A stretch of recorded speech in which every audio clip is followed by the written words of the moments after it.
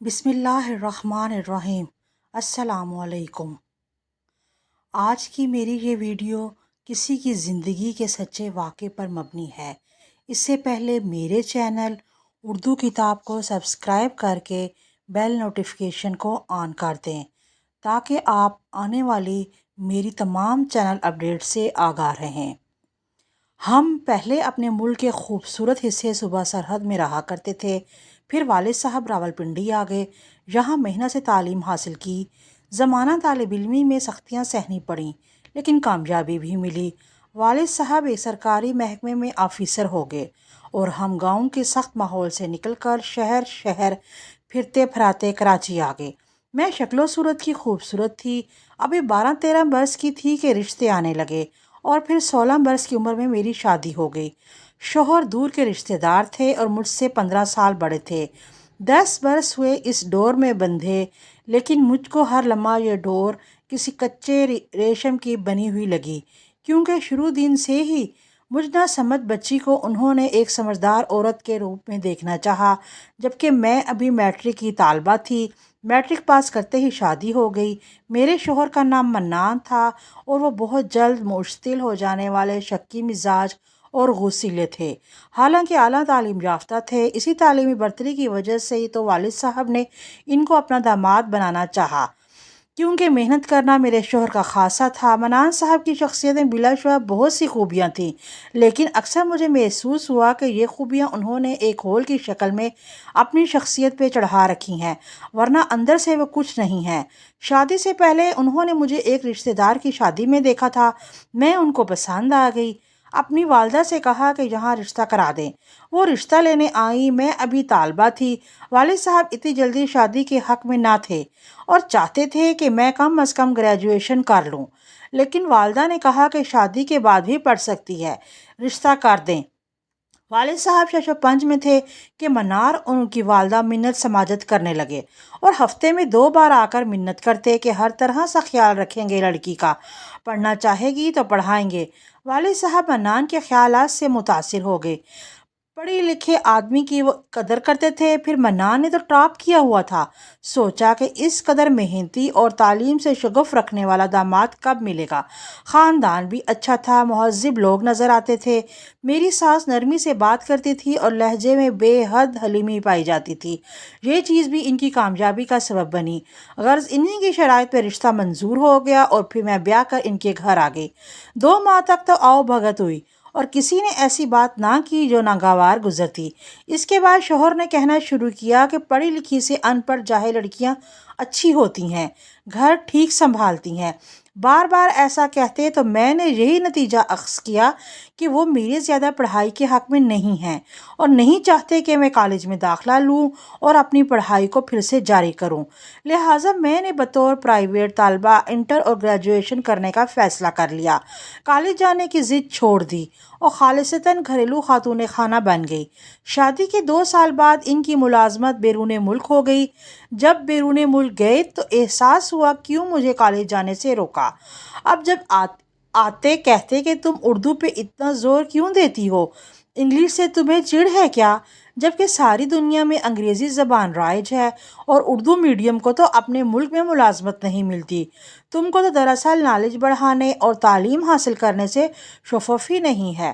اگر تم چاہتی تو اپنا نالج اور تعلیمی استعداد بڑھا سکتی تھی، اس طرح میں تم کو اپنے ساتھ لے جا سکتا تھا۔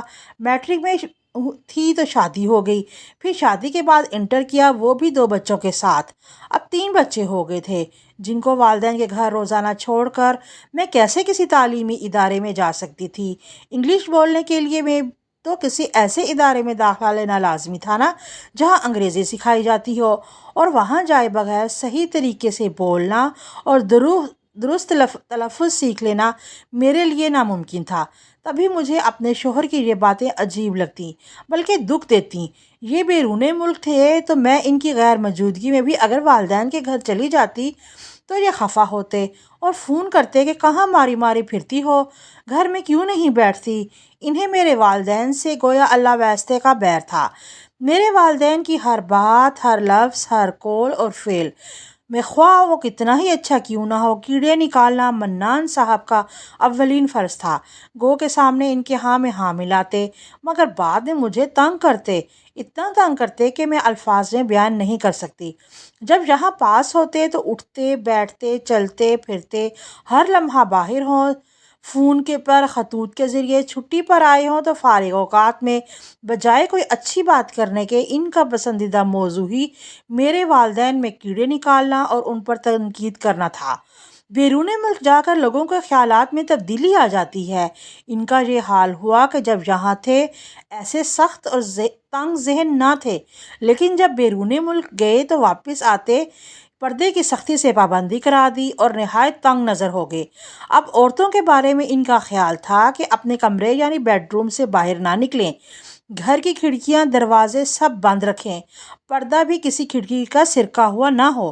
ان کا بس نہیں چلتا تھا کہ باہر سے آنے والی تازہ ہوا سے بھی مجھے محروم کر دیں۔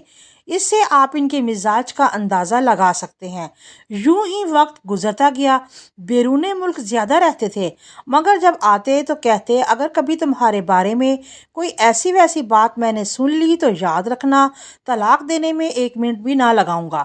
یہ بات وہ بار بار 10 سال تک مجھے کہتے رہے، جس سے میں بے سکون ہوتی گئی، یہاں تک کہ اب سوتے میں بھی مجھے جھٹکے لگتے تھے۔ آتے تو کہتے کہ گھر کی پھلکاری کا خیال نہیں رکھتی ہو، گھر کی سجاوٹ کی طرف تمہارا دھیان نہیں ہے، آخر کیوں؟ حالانکہ ان کی غیر موجودگی میں گھر باہر ہر مسئلے کا بوجھ میرے کندھوں پر تھا۔ سسرال کی طرف سے ایک دیور میرے ساتھ رہتا تھا، وہ بھی لاؤبالی سا، جن کو وقت پہ کھانا دینا میری اضافی ذمہ داری تھی۔ میرے دیور طالب علم تھا اور کالج جاتا تھا، ان کے کمرے کی صفائی کپڑوں کی دھلائی بھی میرے ذمہ تھی۔ میکے سے بھی کوئی نہ کوئی میرے ساتھ رہتا، کیونکہ ظاہر بات ہے کہ میں اکیلی نہیں رہ سکتی تھی۔ پھر چھوٹے چھوٹے بچوں کا ساتھ تھا۔ کراچی میں ہمارا ذاتی گھر تھا۔ منان صاحب تو بیرون ملک ملازمت پر تھے۔ ان حالات میں بچوں کی تعلیم، بیماری اور گھر باہر کے تمام مسائل صرف اور صرف مجھے ہی حل کرنے ہوتے تھے، لہٰذا میکے کا سہارا لیتی تھی۔ یہ بات بھی منان صاحب کو پسند نہ تھی کہ میں میکے کا سہارا کیوں لیتی ہوں۔ یہ حالات تھے، مگر شوہر چاہتے تھے کہ جب وہ چھٹی پر آئیں اور جتنے دن رہیں میں خوشی خوشی ان کی سیوا کروں اور منہ سے کچھ نہ بولوں، یعنی میں تو اپنی ہر ذمہ داری بخوبی نبھاؤں، مگر کچھ اس طرح کہ میرے گھر سے باہر قدم نکالنے سے مجھے خود کو ہی خبر نہ ہو۔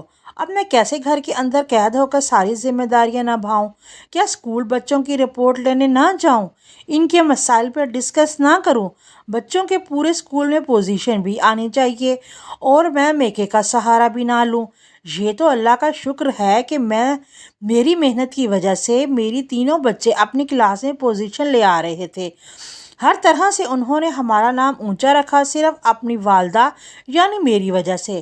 جب منان 2 سال بعد آئے تو کہتے مجھ کو یہاں کے مسائل میں مت الجھانا، میں چاہتا ہوں کہ جب طویل عرصے کی محنت کے بعد تھکا آرا گھر آؤں تو تم مجھے کوئی مسئلہ نہیں بتاؤ، نہ کوئی مسئلہ پیش کرو، کسی محکمے جاتی ٹیکس کا معاملہ ہو یا پانی بجلی کی شکایتوں کے لیے دوڑنا ہو۔ اب آپ اندازہ کریں کہ آج کل کی مصروف زندگی میں کتنے مسائل ہیں، سب خود بخود حل ہو جائیں گے اور میں گھر سے قدم بھی نہ نکالوں، شدید پردے میں رہوں۔ میں کہتی کہ بندہ خدا، آپ تو بیرون ملک ہیں، کبھی ریال، کبھی ڈالر، کبھی پاؤنڈ کما رہے ہیں، مگر یہاں میرے پاس کوئی الادین کا چراغ تو نہیں ہے جن کا جن میرے سارے کام کر دے۔ پھر میکے والوں سے نہ کہوں گی تو کس سے کہوں گی؟ مگر ان کی یہی عادت مجھ کو زندہ درگور کر دیتی تھی کہ چھٹی کا 1 مہینہ وہ اس تفتیش میں گزار دیتے تھے کہ میں کہاں کہاں گئی تھی اور کیوں گئی تھی۔ اب اگر کوئی کہیں غلطی سے یہ کہہ بیٹھتا کہ بھئی آپ کے بچوں کو فلاں جگہ دیکھا تھا، شاید بھابھی ساتھ تھیں، خواہ میرے بچے میری بہن کے ساتھ گئے ہوں، بس جی غضب ہو جاتا۔ پھر میں ہوتی اور ان کے طعنے ہوتے، حالانکہ میں اکیلی کبھی نہیں جاتی تھی، تینوں بچوں کی کوئی مجبوری ہوتی تو بہن کے گھر لے جاتی۔ دیور نے بھی جب مجھے حد درجے پریشان دیکھا تو وہ بھی میرے کام کرنے لگا۔ اس پر میرے شوہر فون کر کے اس کو بھی بلا وجہ کی سناتے کہ تم نے فلاں کام غلط کیا ہے، ایسے نہیں ایسے کرنا تھا۔ کچھ دن تو میرے دیور نے برداشت کیا، پھر وہ بھی بوریا بسترا اٹھا کر اپنے والدین کے گھر چلا گیا کہ آپ کی بلائیں آپ کے سر، یہاں تو کسی کام کا اچھا صلہ ملتا نہیں، الٹی بھائی کی ڈانٹ سننی پڑتی ہے، اور نہ میں کرکٹ کھیل سکتا ہوں اور نہ میچ دیکھ سکتا ہوں۔ میں اپنے شوہر کی برائیاں نہیں کر رہی، مگر ان کی عادت ہی ایسی تھی کہ دوسروں کو تنگ کر کے خوش ہوتے تھے، لہٰذا سب رشتہ داروں نے کنارہ کر لیا تھا، اور پھر یہ کہتے تھے کہ خاندان والے سب خود غرض ہیں۔ میں تو دنیا میں صرف تم سے محبت کرتا ہوں، مگر محبت کر کے بھی اس ستم پہ ستم کیے جاتے تھے، اور ہم ہنس کر ان کے سب ستم سہتے تھے۔ ان کے بیجا سختی، میرے والدین سے اختلاف، طلاق کی دھمکی، ان سب باتوں نے مجھ کو بدحواس ہی رکھا۔ جب سنتی چھٹی پر آ رہے ہیں، میرے ہاتھ پاؤں پھول جاتے تھے۔ ان کے آنے کی خبر سن کر بچے بھی سہم جاتے تھے، حالانکہ میں بچوں کے سامنے ہمیشہ ان کی تعریف کرتی تھی۔ کبھی بھی سہی، وہ میرے بچوں کے باپ ہیں، میرے سر کا صاحبان تھے۔ بچپن میں منان کی والدہ کا انتقال ہو گیا تھا، اور میری موجودہ ساتھ ان کی سوتیلی ماں تھی۔ بس یہی سوچ کر میں ان کی ہر تلخ بات کو خندہ پیشانی سے جھیل جاتی تھی کہ اس شخص نے محبت نہیں دیکھی تو کیا دنیا کی محبت کرے گا۔ لیکن میرے میکے کا ماحول تو خوشبو سے رچا بسا تھا، اور ان کے ہاں ہر فرد کے دل میں منافقت کی چنگاریاں سلگتی تھیں۔ اسی لیے میں سمجھتی تھی کہ میرے شوہر کو ہم سے زیادہ محبت کی ضرورت ہے۔ میں نے اتنے برس اپنی ازدواجی زندگی کو بچانے کی ہر ممکن کوشش کی۔ یہاں اپنی تعریف تو نہیں کرنا چاہتی، مگر یہ کہے بغیر بھی نہیں رہ سکتی کہ اللہ تعالیٰ نے مجھ کو اپنے فضل خاص سے نوازا۔ ہر لحاظ سے ہمیں اور ذات باری تعالیٰ کا شکر گزار ہوں کہ عبادت کرتے کرتے مٹی میں مل جاتی ہوں تو پھر بھی ان کی نعمتوں کا شکر ادا نہ کر پاتی۔ سب سے زیادہ خوشحالی اور دولت میرے دروازے کی باندھی تھی۔ اچھا خاندان، مالی پریشانیاں کوئی نہیں، اور اچھی سیرت کے ساتھ ساتھ صبر و تحمل کی خوبیاں اس پر اللہ پاک نے ایسی صورت بنائی تھی کہ لوگ بس دیکھتے رہ جاتے تھے۔ اور منان صاحب کہتے تھے کہ تمہارا یہ حسن ہی ہے تو میرے لیے سب سے بڑا مسئلہ ہے، اس لیے میں چاہتا ہوں کہ تمہیں کوئی نہ دیکھے۔ محلے والے سب کہتے تھے ایسا لگتا ہے کہ یہ بچیاں کسی سے آپ مانگ کر لائی ہو، ابھی کتابیں اٹھا کے کالج چل پڑو گی۔ مگر میرا نصیب کہ مجھ کو صلہ کیا ملا۔ سچ ہے کہ مرد کی خاطر مٹی ہو جاؤ تو بھی وفا کی کوئی امید نہیں ہے۔ آخر میں جب وہ چھٹی پر آئے تھے تو انہوں نے یہ جھگڑا کیا تھا کہ تم نے ابھی تک انگریزی بولنی کیوں نہیں سیکھی؟ بچیاں انگریزی اسکول میں پڑھتی ہیں، تم بچیوں کے ساتھ آپس میں انگلش بول سکتی ہو، ان کے ساتھ بول کر انگلش کیوں نہیں سیکھ لیتی؟ اب یہ کیسے ممکن تھا کہ میں بچیوں سے انگلش بولنا سیکھ جاتی؟ اور یہ بھی کہا ممکن تھا کہ ایک طرف مجھے چڑیا کے بچے سے بھی نہ بولوں، دوسری طرف ان کا مطالبہ کہ میں انگریزی فرفر بول سکوں، تو عربی، جرمن، فرینچ بھی سیکھ لو۔ اچھی بھلی انگلش میڈیم اسکول میں پڑھ رہی تھی، کالج جانے سے پہلے بیاہ کر لیا۔ میری ساس صاحبہ نے میرے والدین کو یقین دلایا کہ بیٹی کو کالج میں ایڈمیشن لے کے دیں گے، اور میرے شوہر صاحب نے شادی کے بعد پہلا حکم یہ نافذ کیا تھا کہ انگلش میڈیم کالج میں نہیں جانا، وہاں لڑکے ساتھ پڑھتے ہیں۔ اگر میرے والدین کو یہ خبر ہوتی کہ بعد میں یہی بات میرے لیے اذیت کا سبب بنے گی تو کبھی ان کا کہا نہ مانتے۔ چھٹی کے بعد وہ واپس لوٹ گئے۔ لندن میں ایک مصری عورت سے شادی کر لی جو انگریزی، عربی، فرینچ اور جرمن فرفر بولتی تھی اور کئی اور زبانیں بھی جانتی تھی۔ وہ اتنی خوبصورت بھی نہ تھی، حالانکہ مصری سنا ہے خوبصورت ہوتی ہیں۔ عمر میں منان صاحب سے 6 برس بڑی تھی، مگر اسکالر تھی، بہت تعلیم یافتہ اور پڑھے لکھے تھی۔ جب میرے والدین نے منان صاحب سے پوچھا کہ بیوی بچوں کے ہوتے ہوئے تم نے دوسری شادی کیوں کر لی، آخر ہماری بیٹی میں کیا کمی تھی، تو فرمایا کہ یہ ان پڑھ ہے، میٹرک بھی کوئی تعلیم ہے، جبکہ مجھے ایک اعلیٰ تعلیم یافتہ اور لائق شریک حیات چاہیے تھی، سو میں نے کر لی، کیونکہ مرد اور شادی نہیں کر سکتے، جبکہ ہمارے مذہب نے اس کی اجازت دی ہے۔ پھر میں نے اتنی دولت آپ کی بیٹی کے نام بینک میں جمع کرائی ہے کہ ساری عمر کھائے اور عیش کرے تو بھی ختم نہ ہوگی۔ اس جواب پر میں پھوٹ پھوٹ کے رو دیتی تھی۔